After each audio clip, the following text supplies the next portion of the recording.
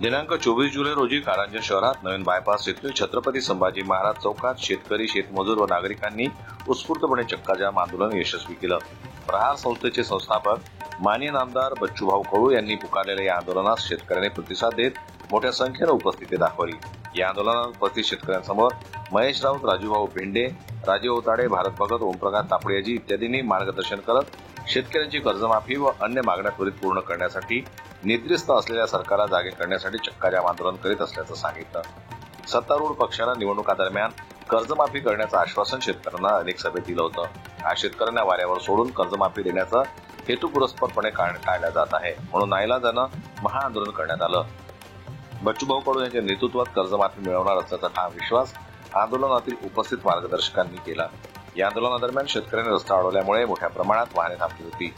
उपस्थित शेतकऱ्यांनी शासनाच्या शेतकरी विरोधी धोरणाच्या विरोधात प्रचंड घोषणाबाजी केली.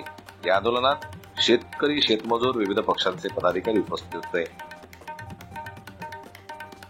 जनमत न्यूज करता ज्ञानेश्वर वरगड यांची रिपोर्ट, वाशिम.